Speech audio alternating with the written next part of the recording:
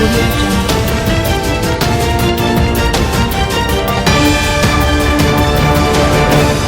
Friends, मैं फरीदा। आप देख रहे हैं समाज की खबरें हिंदी टीवी न्यूज़। आइए देखते हैं आज की बड़ी खबरें। हेलो फ्रेंड्स, मैं हूं समीर और आप देख रहे हैं समाज की खबरें हिंदी टीवी न्यूज़। जैसे कि आप सभी जानते हैं कि 30 तारीख को रामनवमी जो था उसमें काफ़ी बड़ा दंगा हुआ था। कई लोग इसमें गिरफ्तार किए गए हैं, लेकिन सभी का आरोप ये है कि एक तरफा पुलिस ने कार्रवाई की है।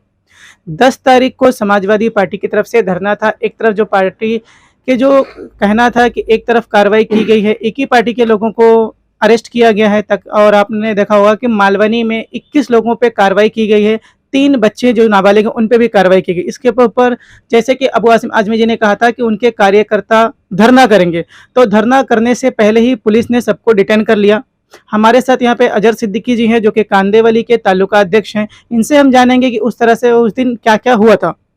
सर, तो उस दिन किस तरह से धरना प्रदर्शन की तैयारी थी और किस तरह से पुलिस ने आप लोग को रोका? देखिए, शासन प्रशासन की जो नाकामियां थी उसके खिलाफ समाजवादी पार्टी माननीय अबू आसिम आजमी साहब के नेतृत्व में हमने शांतिपूर्वक धरना बुलाया था, जिसमें रीजन में आने वाले जितने भी पुलिस स्टेशन थे, पुलिस ने रात में ही सारे हमारे कार्यकर्ताओं को, सहयोगियों को डिटेन कर लिया था।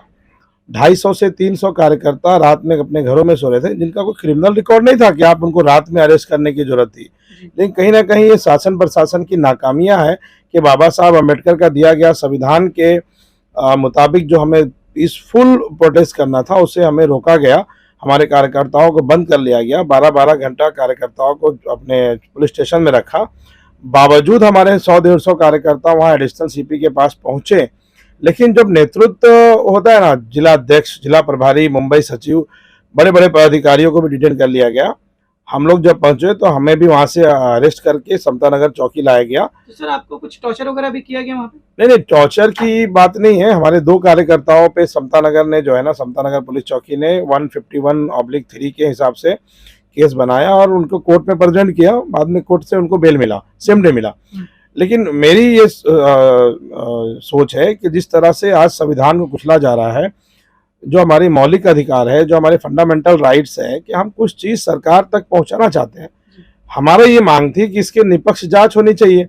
3 ज्वाइंट सीपी और सीपी आईपीएस रैंक के अधिकारी होने के बावजूद इस तरह का अगर नंगा नाच हुआ तो कहीं ना कहीं भाजपा इसमें मिली जुली थी।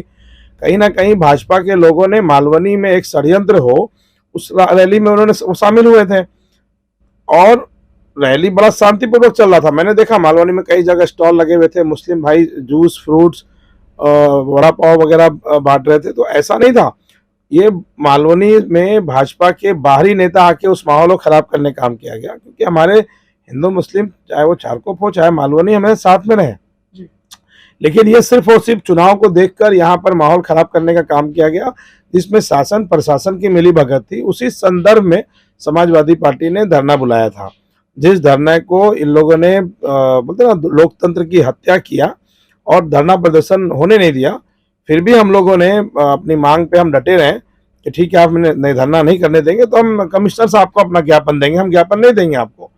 तो बड़े मजबूर होकर, क्योंकि वो भी कहीं ना कहीं सत्ता के दबाव में थे, शासन प्रशासन के दबाव में थे, मंत्री जी के दबाव में थे, विधायक जी के दबाव में थे। तो बाद में हमारा एक डेलीगेशन एडिशनल सीपी के पास गया। मैं थैंक्स कहूँगा एडिशनल सीपी जी को, जिन्होंने आधा घंटा हमें समय देकर और हमारी पूरी बातें को सुना। सारी हमारे जो मांगी थी, जो उचित मांगे थी, उस पर सुना उन्होंने और उस पर उचित कार्रवाई होगी, ऐसा उन्होंने हमें आश्वासन दिया। 1 हफ्ते का समय दिया। अगर 1 हफ्ते में हम लोगों को लगा, समाजवादी पार्टी को लगा, जनता को लगा कि अगर ये चीज नहीं हुई तो हम कमिश्नर के यहाँ धरना लेंगे। अच्छा सर, जैसे कि आपको पता होगा, ये साल से पहले साल में भी वहाँ पे हंगामा हुआ था, जिसमें बीजेपी के कई कार्यकर्ताओं पे पुलिस ने एफआईआर किया था। उस वक्त पालक मंत्री असलम शेख थे। तो क्या ये हो सकता है कि अगली बार का इस वक्त बार बदला लिया गया हो?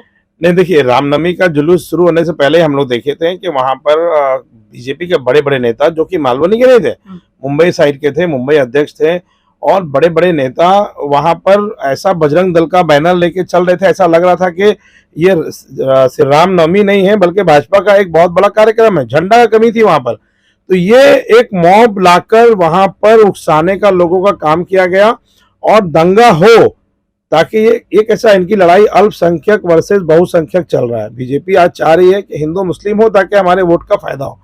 तो कहीं ना कहीं ये मालोनी से एक मैसेज देना चाह रहे थे कि हम जो है ना 2024 के लिए तैयार हैं, हम जातिवाद करके चुनाव जीतने वाले हैं। और पुलिस जो है ना, जिस तरह का रवैया पुलिस का था, अगर भालेराव नहीं होते तो मैं कहता हूँ कई सारे विकेट वहां गिर गए होते थे। तो कहीं ना कहीं इसमें बीजेपी की सोची समझी राजनीति थी। और रही बात, पालक मंत्री असलम भाई थे, या उसके बाद अभी ये कहीं ना कहीं मुझे ऐसा लग रहा है कि अगली बार का इस बार बदला लिया गया, तो उस पर क्या कहोगे? नहीं, ऐसी बात नहीं है। शासन प्रशासन जो है ना ठीक से काम नहीं किया। अगर ठीक से काम होता तो ये दुर्घटना नहीं होती। आपको नहीं लगता ये बदला है अगले साल का इस बार? अगली बार बीजेपी के कार्यकर्ताओं पे था, इस बार सिर्फ मुसलमानों पे, इसका मतलब क्या हुआ बदला? इसी संदर्भ में हमने आवाज उठाया है कि एक आपको लगता तरफा है कि ये बदला था? नहीं, इसे बदला नहीं कहेंगे, इसे हम कहेंगे कि कुछ लोग जो है ना माहौल खराब करने की चाह रहे हैं, क्योंकि हिंदू मुस्लिम करना चाह रहे हैं।